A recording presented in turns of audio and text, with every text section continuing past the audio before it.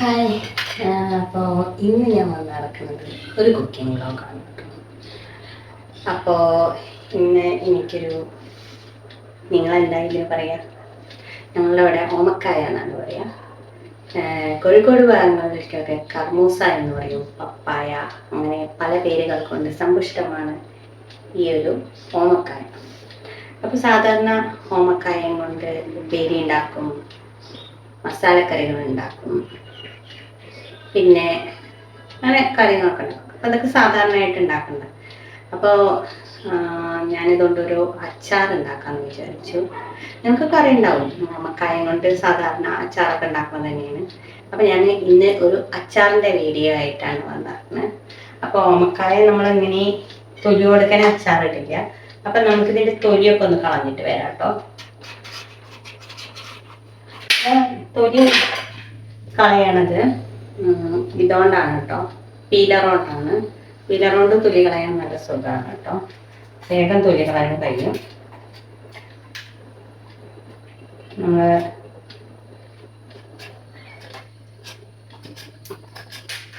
മറ്റേ തരത്തിൽ കളയാനായിട്ട് എളുപ്പമാണ് പീലറോണ്ട് തൊലി കളയണത്.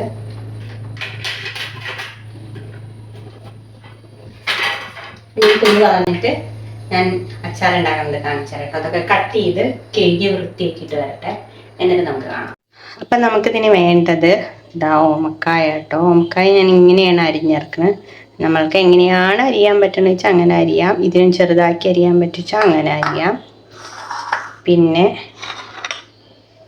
അതിലേക്ക് വേണ്ടത് ഞാനൊരു 10 അല്ലി വെളുത്തുള്ളി അരിഞ്ഞത്, ഒരു ചെറിയൊരു കഷ്ണം ഇഞ്ചി അരിഞ്ഞത്, പിന്നെ ഒരു പച്ചമുളക്,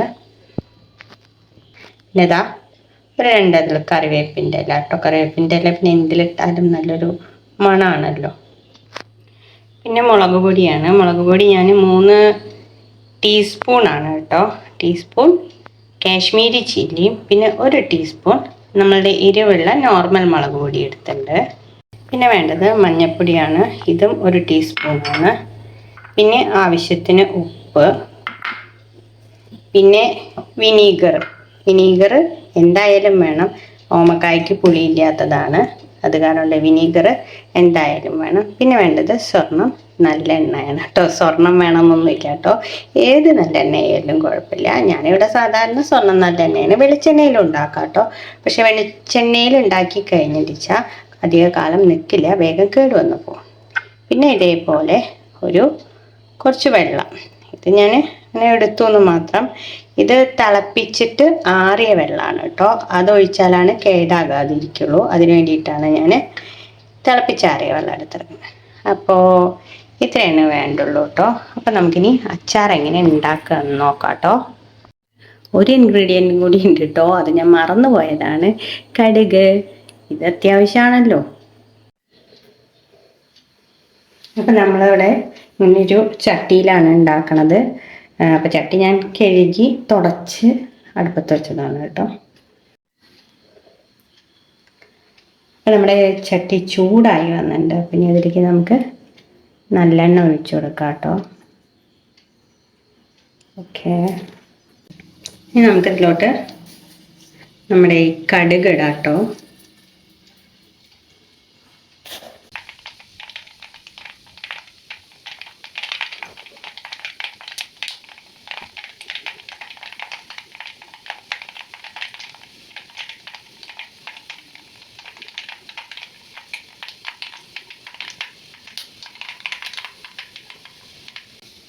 ഇഞ്ചിയും വെളുത്തുള്ളിയും പച്ചമുളകും കറിവേപ്പിൻ്റെ ഇട്ടു.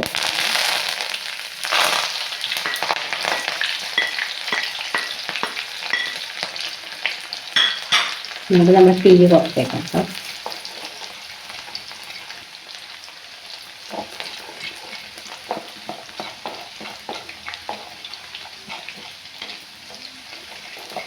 ഇത് നന്നായിട്ട് മൂത്ത് വരണം. ഇതിന് മൂക്കുമ്പോൾ ഒരു നല്ല മണം വരും.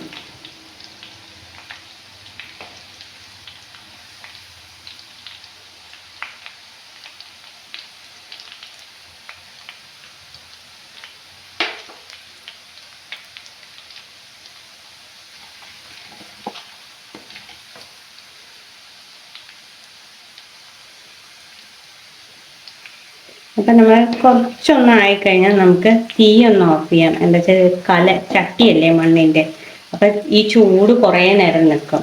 അത് കൂടെ അടിയിൽ കൂടെ ചൂടും കൂടി ആകുമ്പോൾ അത് പെട്ടെന്ന് നമ്മൾ പൊടി ഇട്ട് കഴിഞ്ഞാൽ കരിഞ്ഞു പോകും. അപ്പം കരിഞ്ഞു പോവാതിരിക്കാൻ വേണ്ടിയിട്ട് പൊടി ഇടുന്നതിൻ്റെ മുന്നേ നമുക്ക് തീ ഒന്ന് ഓഫ് ചെയ്ത് വെക്കാം കേട്ടോ.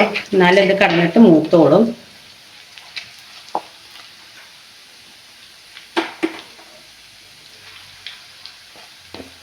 അപ്പം തീ ഓഫ് ചെയ്തിട്ടും കണ്ടോ അത് കിടന്ന് തിളക്കിയല്ലേ.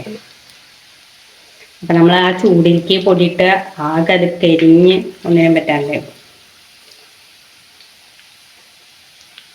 അപ്പം ഇത് മൂത്തുണ്ട്. ഇനി നമുക്ക് പൊടിയിടാം കേട്ടോ.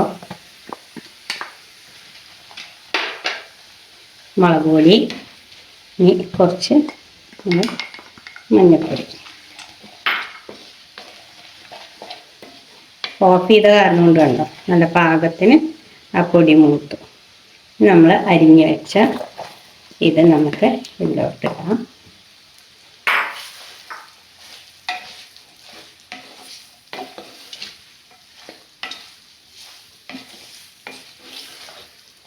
നമുക്ക് അടിയിൽ തീ കത്തിക്കാം കേട്ടോ.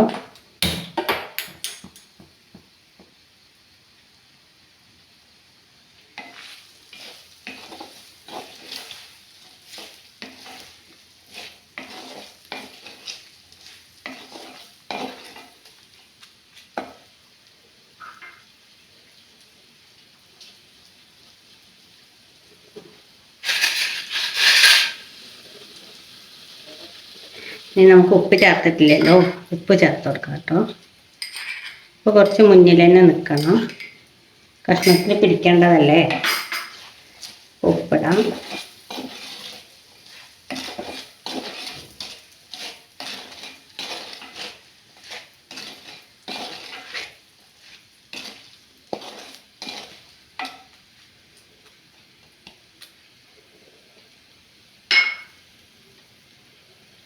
നമുക്ക് കുറച്ച് തിളപ്പിച്ചാറിയ വെള്ളം എടുത്ത് വെച്ചാൽ മതി.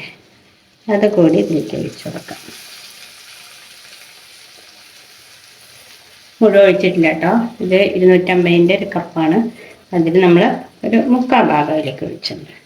ഇനി തീ നന്നായി കൂട്ടി വെക്കാം.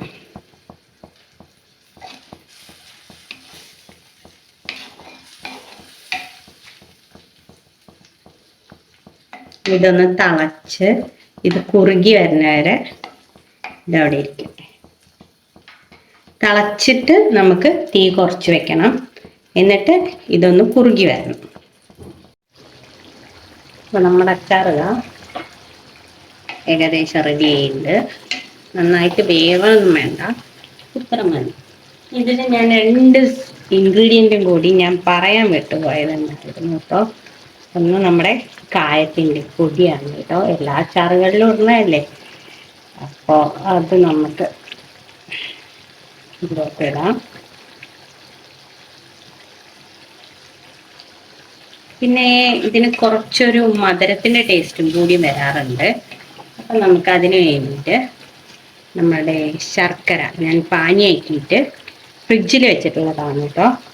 അപ്പം അതും കുറച്ച് എടുത്ത് വയ്ക്കാം. അപ്പം ഈ എരിവും നമ്മളിനി വിനീഗറും കൂടി ചേർക്കണ്ടല്ലോ, അതിൻ്റെ പുളിയും കൂടിയിട്ട് ഇത് നല്ലൊരു ടേസ്റ്റായി വരും. പിന്നെ ഒരു വല്ലാണ്ട് വേവാൻ പാടില്ല. ഒരു കറുകറുകറുന്നനെ കറുങ്ങലിച്ച് കിടക്കാന്ന് പറയില്ലേ, ആ ഒരു സംഭവം വരണം. കടിക്കുമ്പോൾ ഇങ്ങനെ ഒരു വെന്ത പോലെ വരരുത്. അപ്പം നമുക്കിത് ഓഫ് ചെയ്യാം കേട്ടോ. ഇത്ര മതി. ഇനി നമുക്കിതിലേക്ക് വിനീഗറും കൂടി ഒഴിക്കാം.